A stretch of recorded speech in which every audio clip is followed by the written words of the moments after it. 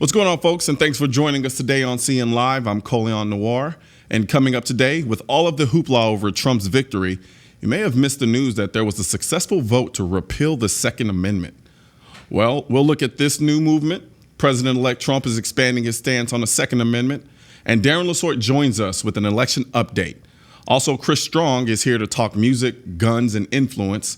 Then have you seen this viral video from Cracked? They're basically calling all pro NRAers stupid. So, with all the excitement of the Trump victory last week, you may not have heard about an election setback for the Second Amendment. A referendum to repeal the Second Amendment passed in Oak Park, Illinois.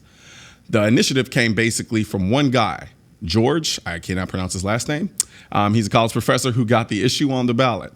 He's a college professor who says he's tired of all the gun violence in Chicago and opposes concealed carry, open carry, campus carry. And here's a quote about his win at the polls.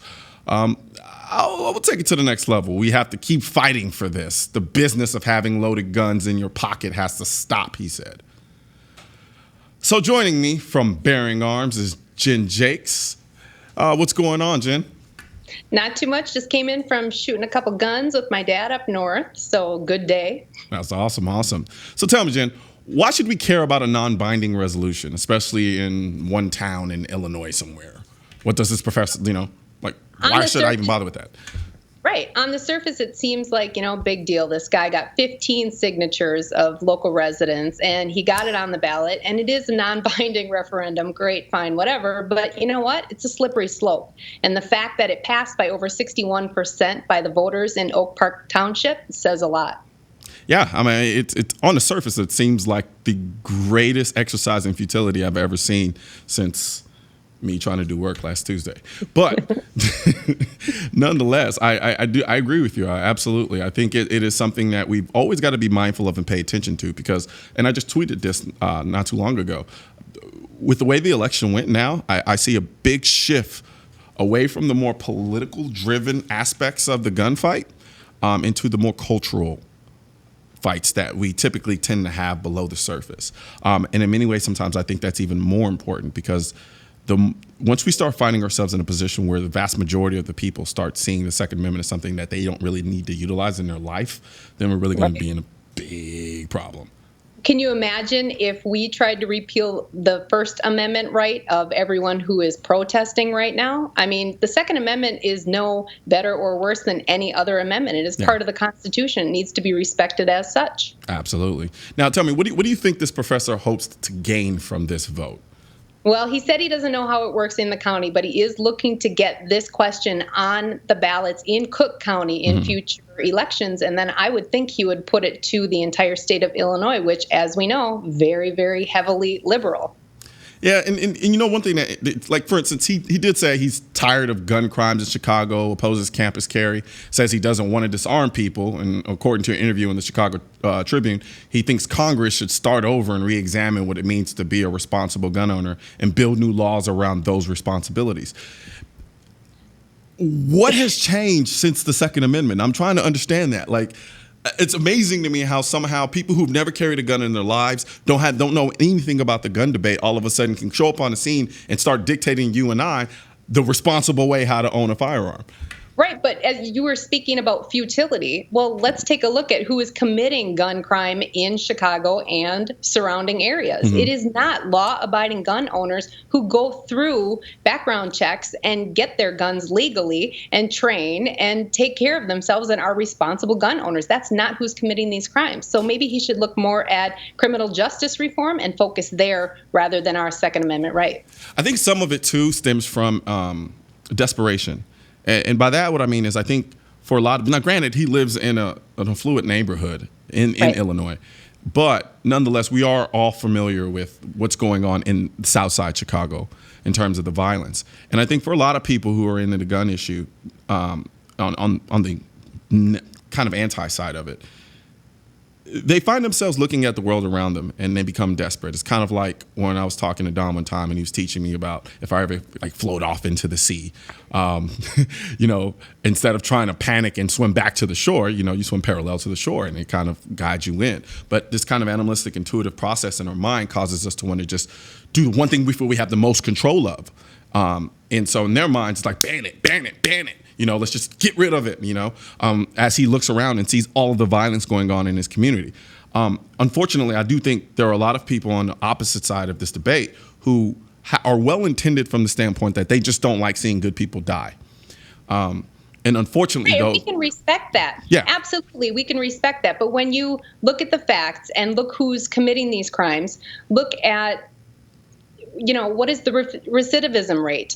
In Cook County, Illinois, I would love to know what that is. Yeah. I know what it is nationally. It's not great. So there need to be a larger push for criminal justice reform and not just ban guns. Because even in Australia, when they did their gun confiscation and their gun ban, only about a third of the citizens abided by that law. So in America, how many guns would that leave in the hands of Americans? I mean, it's not feasible here. It just is not. So let's work with what we have. It's not only feasible, it's juvenile. Because like you said, it's okay, you repeal the Second Amendment, now what? What has changed? Besides you and I debating whether or not we want to become criminals now. Exactly. I only thought about or flirted with the idea of selling drugs when I realized how hard law school was. But, you know, I don't want to have to start conjuring up a life of crime now after they start repealing amendments that don't give me anything but protect the very thing that I have. Exactly. But yet we still have these conversations over and over and over again. And I don't know. There's almost like there's a circuitry missing in some of these individuals' minds that can't make that connection that, look, the only people who are affected by this are the people who are going to follow this law. That's right. And that's like gun-free zones. Who follows the law in a gun-free zone? Law-abiding citizens. Yeah. And it's criminals who take advantage of that and know, hey, the good people are going to respect this law, this sign, this whatever it is. And they know, hey, fish in a barrel. Yeah. That's literally what they see. And it's sad to say that, but it's very true. Now, do you think in some respects, so for instance, maybe they do know this, I don't know. Maybe they're aware of the fact that if they create a law and the only people who are really going to abide by that law are the law-abiding citizens, maybe it is the citizens that they're going after. Maybe because they live in these affluent areas and they know someone like you and I may actually be around them. Because a lot of this violence is very self-contained in areas that they don't go to. So what if the whole notion is, you know what, I just don't want people who I know I'm going to be around. I don't like the idea of knowing that they have a gun. And because I know that they obey the law, I know when you create this law, they're not going to have a gun, and that's going to make me feel a lot better. And I'm not worried about really the violence that's going on in Southside Chicago because I never go there anyway.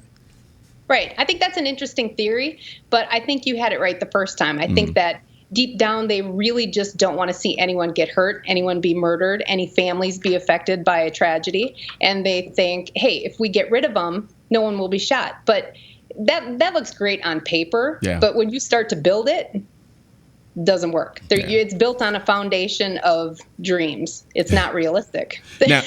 Now we got about a minute left. I want to ask you one last question. So considering that, like, you don't necessarily, when you hear the dialogue and the debates go back and forth when we start talking about guns, you never really kind of hear somebody take on the other side's perspective like you just did in terms of addressing the fact that, like, you know what, no, they actually may just be really concerned, just going about it the wrong way. Why do you think there's a disconnect, though, in that flow of communication happening between both sides? What do you think is causing things to just go awry, where it just all turns into this grandstanding? Right. I think it's the fact that they just follow the talking points.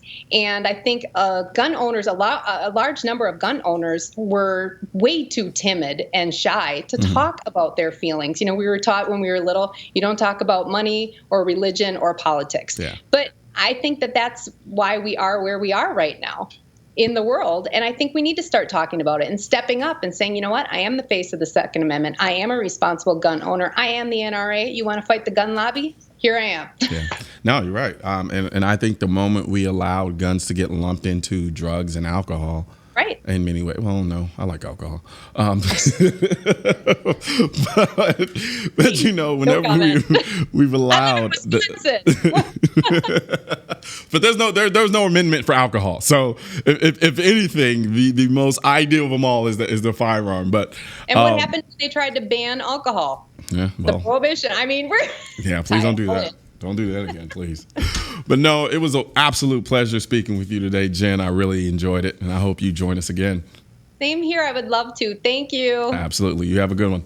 You too. All right. And we're going to talk a little more about the Second Amendment with Darren Lasort after the break.